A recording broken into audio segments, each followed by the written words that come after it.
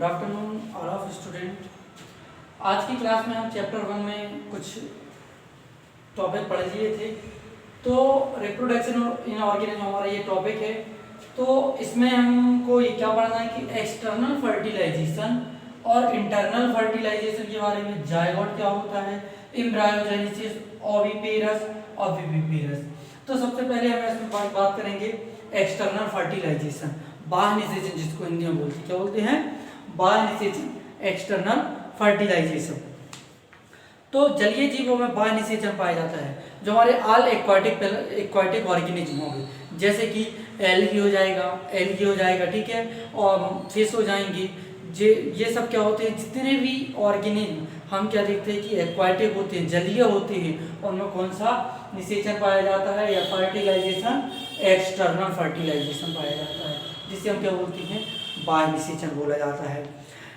तो जलीय जीवों में प्रायः निषेचन पाया जाता है। अधिकांश शैवाल और मछलियों में चरों में निषेचन जीव के शरीर के बाहर जलीय माध्यम में संपन्न होता है।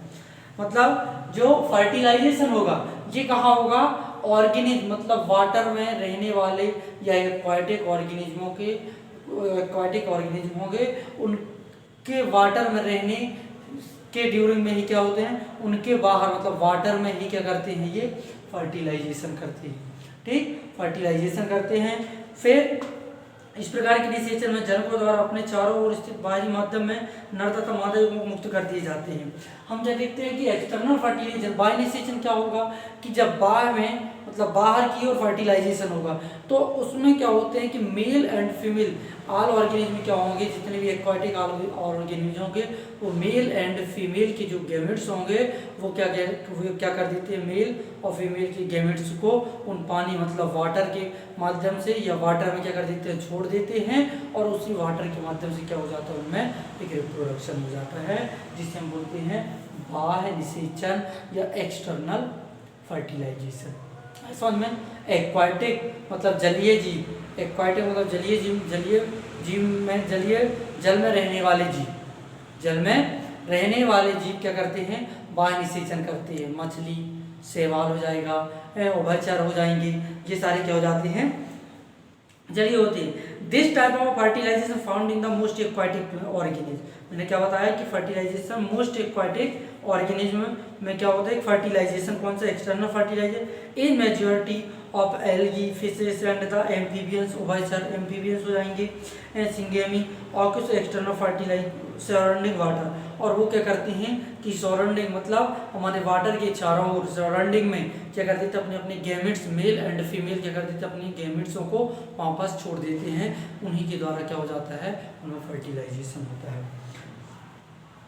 जहाँ पर इनका निषेचन होता है तथा युग्म परिवर्तित होकर संतान उत्पन्न करता है, इस प्रकार का निषेचन बाह्य निषेचन है। जहाँ इनका निषेचन होता है, इनका फर्टिलाइजेशन होगा ऑर्गेनिज्मों का, वहीं पास क्या हो जाता है, एक जाइगोट का फॉर्मेशन हो जाता है, जाइगोट युग्मन जिसको बोलते हैं, और जाइगोट्स का फॉर्मेशन हो जाएगा, जिसे हम क्या बोलेंगे, जाइगोट्स के फॉर्मेशन से ही नई संतान है या न्यू ऑफस्प्रिंग प्रोड्यूस होती है। क्या होती हैं, न्यू ऑफस्प्रिंग प्रोड्यूस होती हैं, जिसे बोला जाता है एक्सटर्नल फर्टिलाइजेशन। क्या बोला जाता है, एक्सटर्नल फर्टिलाइजेशन। इस निषेचन की सफलता के लिए नर तथा मादा जनकों को एक ही समय तथा एक ही स्थान पर अधिक संख्या में युग्मक शरीर से बाहर मुक्त करनी चाहिए। बाह्य निषेचन का सबसे बड़ा दुर्बल है कि इनकी संतान प्रवक्तियों द्वारा शिकार जैसी नाजुक परिस्थितियों से गुजरती है। अब इनका क्या होता है, इनकी इस निषेचन की सफलता के लिए नर मादा the successfully gametes male and female के जब क्या होंगे, एक सफलतापूर्वक जब फर्टिलाइजेशन हो जाएगा, सक्सेसफुली फर्टिलाइजेशन हो जाएगा, तो मेल और फीमेल के गैमेट्स क्या हो जाएंगे, हमारे जलीय मतलब वाटर में क्या कर लेते हैं, अपना स्थान बना लेते हैं, और उन्हीं के द्वारा क्या हो जाएगा, एक एक्सटर्नल फर्टिलाइजेशन हो जाता है। बात करते हैं हम इंटरनल फर्टिलाइजेशन की। क्या करते हैं, इंटरनल फर्टिलाइजेशन किस में होगा, जैसे कि हम बताते हैं कि this type of fertilization found in the most terrestrial मतलब क्या होगा, स्थलीय। हम कहाँ रह रहे हैं, एक भूमि मतलब एक अर्थ में, पृथ्वी में रह रहे, टेरिस्ट्रियल है हम लोग, क्या है, एक स्थलीय, एक स्थल है हमारा, ये क्या हमारा पूरा स्थल है, हम किसमें जमीन पर रह रहे हैं, ठीक है, तो इसको बोलते हैं हम टेरेस्ट्रियल। तो in this type of fertilization found is most of terrestrial organism such as a higher animals like reptiles. जैसे कि इसमें कौन कौन से रेप्टाइल्स हो जाएंगे या एनिमल्स हो जाएंगी, बर्ड्स हो जाएगा, mammals and the majority of plant है, और bryophytes, pteridophytes, gymnosperm and angiosperm and fungi. इसमें इंटरनल फर्टिलाइजेशन में जितने भी टेरेस्ट्रियल ऑर्गेनिज्म होंगे, स्थलीय जीव जंतु होंगे, वो सब क्या करते हैं कि हमारे एक स्थल में ही या टेरेस्ट्रियल में ही क्या करते हैं, फर्टिलाइजेशन करते हैं, जिससे हम क्या बोलते हैं, इंटरनल फर्टिलाइजेशन बोलते हैं। क्या बोलते हैं, इंटरनल फर्टिलाइजेशन, इंटरनल फर्टिलाइजेशन आंतरिक निषेचन, जिससे कि जो फीमेल होता है उनकी अंदर, मतलब अंदर इंटरनल अंदर ही क्या होता है, किसी युग्मनज जायगोट का फॉर्मेशन होगा, उसे बोलते हैं आंतरिक निषेचन। अतः यह प्रक्रिया आंतरिक निषेचन कहलाती है। इन जीवों में अंड तथा मादा युग्म अचल होते हैं। इनमें क्या होते हैं, जो अंडे होते हैं, फीमेल में क्या हम देखते हैं कि ये टेरेस्ट्रियल है, टेरेस्ट्रियल में है, जब फीमेल में क्या होंगे, अंडे होंगे, लेकिन वो क्या होंगे, नॉन मॉर्टेल, अचल होंगे, वो चल नहीं सकते। तो मॉर्टेल मेल के गैमेट्स क्या होते हैं, मॉर्टेल होते हैं, जो फीमेल के गैमेट्स के पास आकर के क्या करते हैं, एक सिंगेमी, मतलब उनका संलयन होता है गैमेट्स मेल और फीमेल का अंदर, मतलब इंटरनल में अंदर ही क्या हो जाता है, मेल और फीमेल के गैमेट्स जब मिलते हैं तो उससे क्या होता है, जायगोट का फॉर्मेशन होता है, ठीक। तो उसी प्रकार क्या होती हैं, उसमें संतानें उत्पन्न होती हैं या ऑफस्प्रिंग प्रोड्यूस होती हैं। ऑफस्प्रिंग मतलब समझते हो, संतानें बोलते हैं, ठीक। मादा के शरीर के अंदर अंडाशय उत्पन्न हो, जबकि नर युग्मक तथा शुक्राणु चल मॉडल होता है।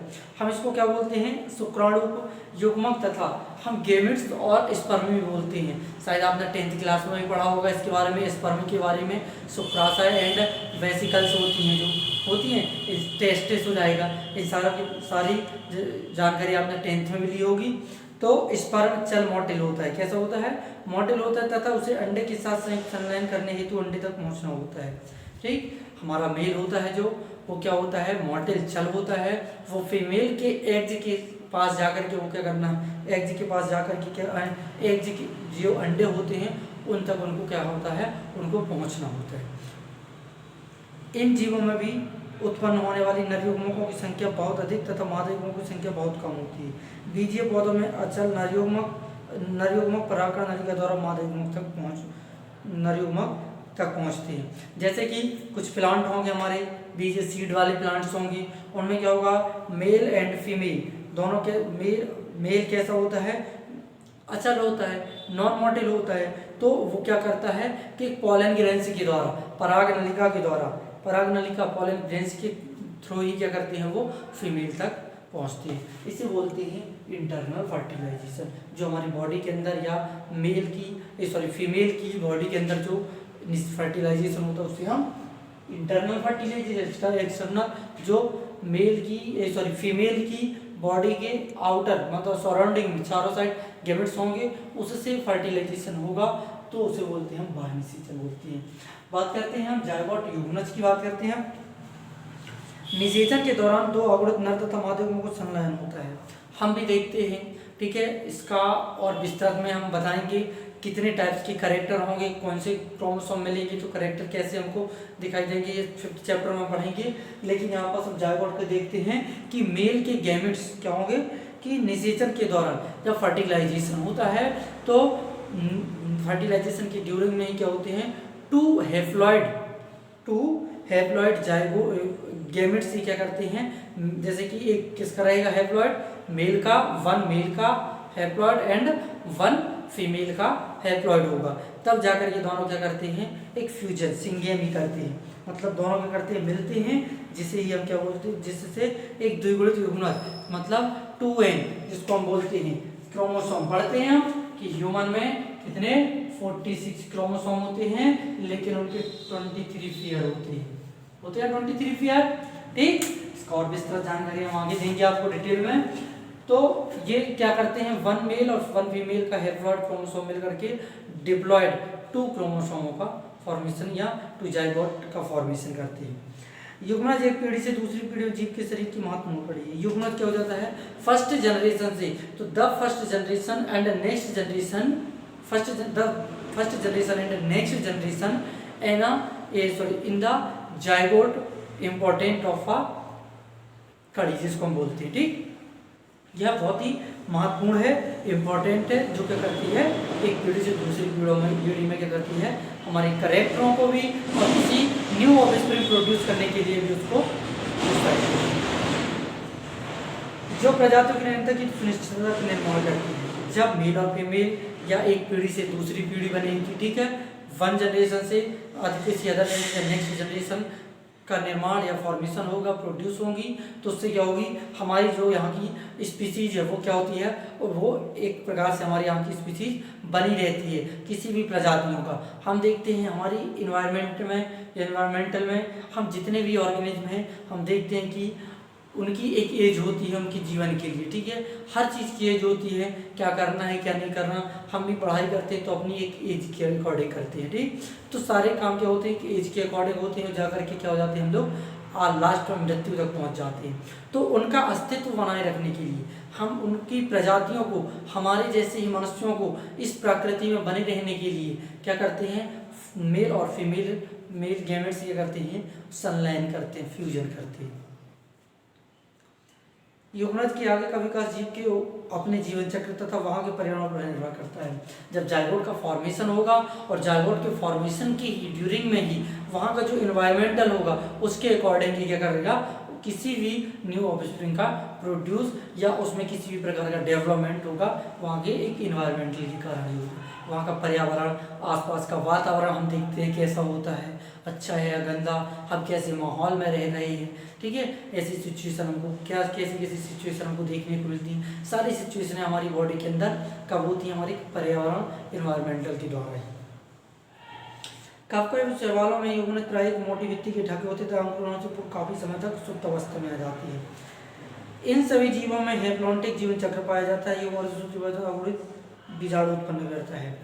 जो फंगी होगा, एल्गी होगी, इसमें क्या होगा, एक माइटोसिस डिवीजन होता है, और माइटोसिस डिवीजन के साथ ही क्या होता है, इसमें हैप्लॉन्टिक साइकिल पाई जाती है। क्या पाई जाती है, हैप्लॉन्टिक साइकिल।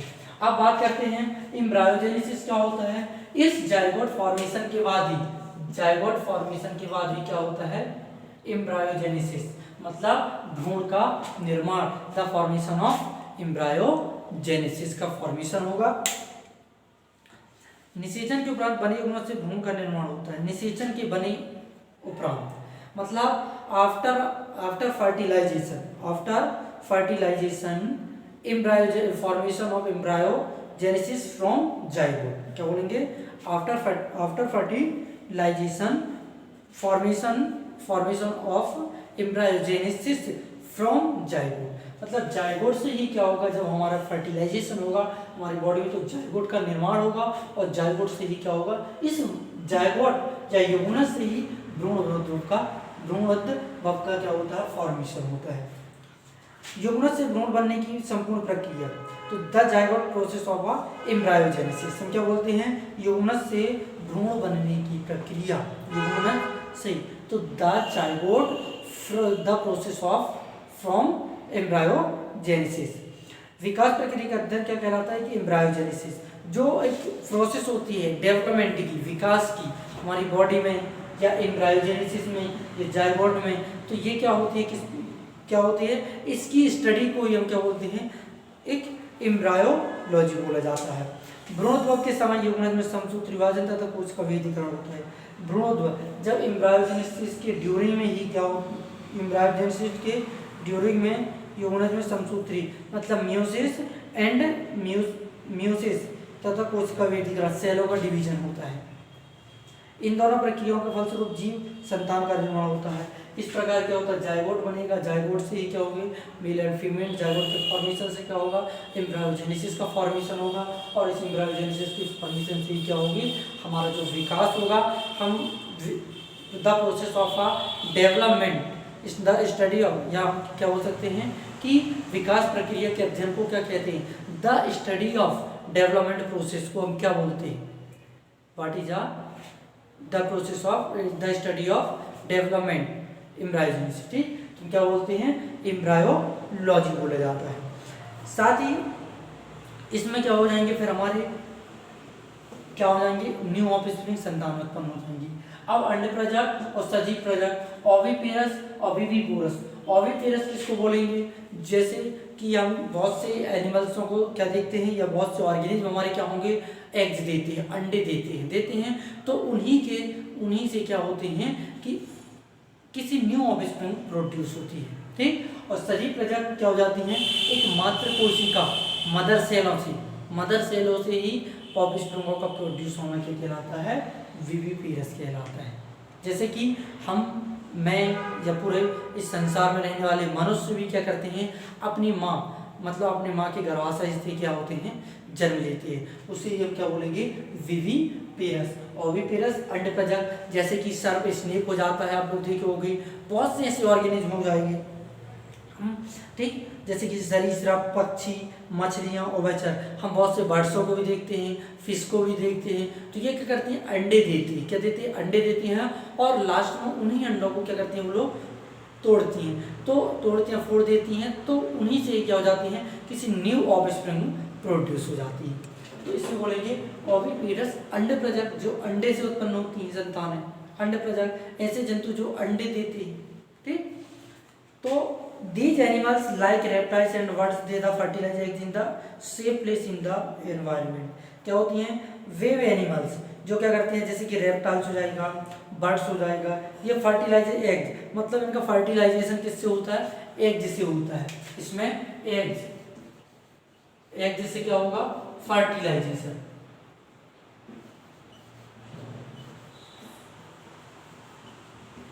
एग से ही फर्टिलाइजेशन होगा। और विविपेरस क्या हो जाएगा, सजीव प्रजक हमारे, इनसे एक मदर सेल से, मदर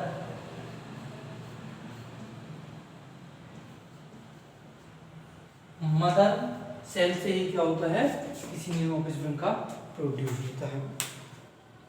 और जो हम देखते हैं कि जो एग्स होते हैं किसमें, ओविपेरस में जो एग्स बनते हैं स्नेकों में, वो क्या होते हैं, कैल्शियम कार्बोनेट के बने होते हैं, किसके, CaCO3। या आप लोग किसी से भी क्वेश्चन कर सकते हो कि जो स्नेक होते हैं, पक्षी होते हैं, उनके अंडे किससे बने होते हैं, तो आप लोग क्या बताओगे, कैल्शियम कार्बोनेट। तो कैल्शियम कार्बोनेट का फॉर्मूला CaCO3 होता है।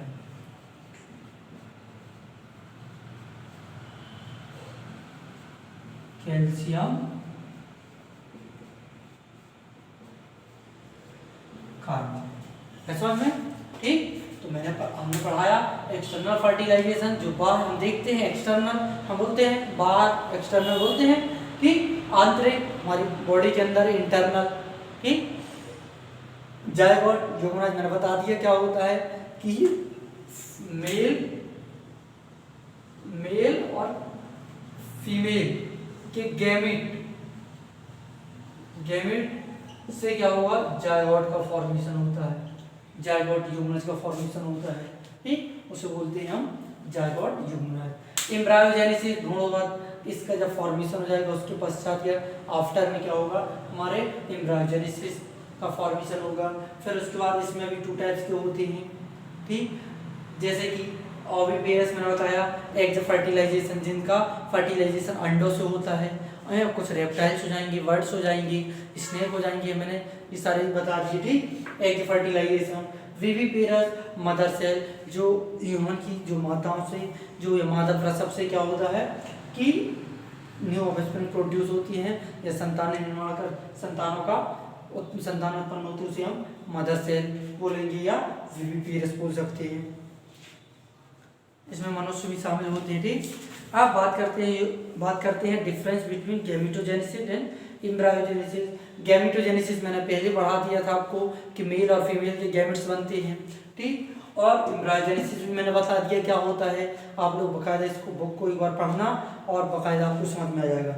सेक्सुअल रिप्रोडक्शन, असेक्सुअल रिप्रोडक्शन के बारे में मैं भी सेक्सुअल और असेक्सुअल रिप्रोडक्शन के बारे में भी मैंने बता दिया।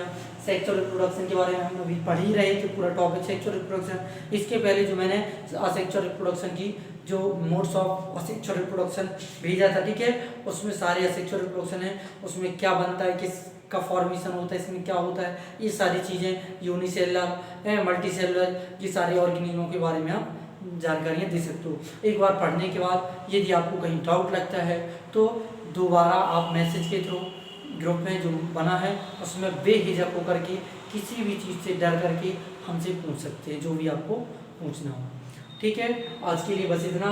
नेक्स्ट क्लास में हम देखेंगे नेक्स्ट टॉपिक हमारा चैप्टर 2 हम स्टार्ट करेंगे।